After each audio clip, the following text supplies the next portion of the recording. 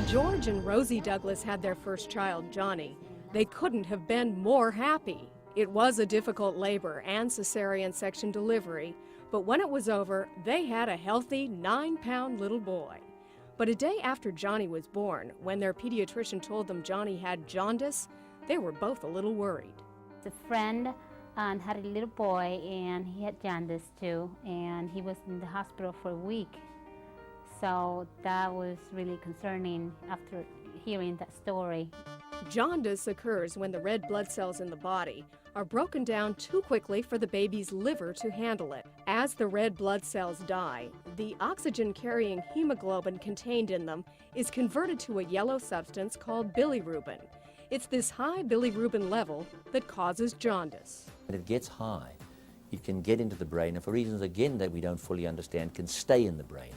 When it does that, it can be toxic to the brain cells. It can actually cause damage.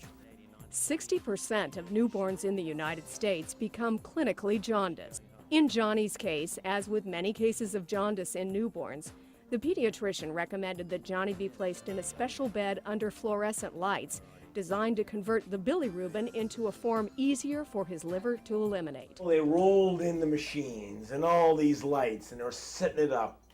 Yeah, it's kind of unnerving, but once he was in there, it was fine. And for Johnny, that was the end of the story. His bilirubin level dropped, and his pediatrician continued to monitor him for about 3 weeks. That care and concern obviously paid off. He's doing great. He has no issues about that anymore, and he's growing, and he's healthy, thank God, and he's doing wonderful. Baby is a bit jaundiced, actually. Since bilirubin usually develops between 36 to 72 hours after a baby is born, it's important that parents stay in contact with their pediatrician in the early days after birth to check their babies for signs of jaundice. Home tomorrow, and he's now 36 hours old. Looks like your nursing is going well, but you've been nursing him great, like 8 to 10 times a day. That's perfect. That's exactly what we want. Now, we did check his jaundice level, his bilirubin level, and I just wanted to show you what I want you to keep an eye out for. You see that if you press his nose, he looks just a little tiny bit yellow. You can almost not see it, but there's a little bit of a yellow tinge when you press his nose like that, okay? And when you get home, if you see the color going down like that on his body, then you need to let us know.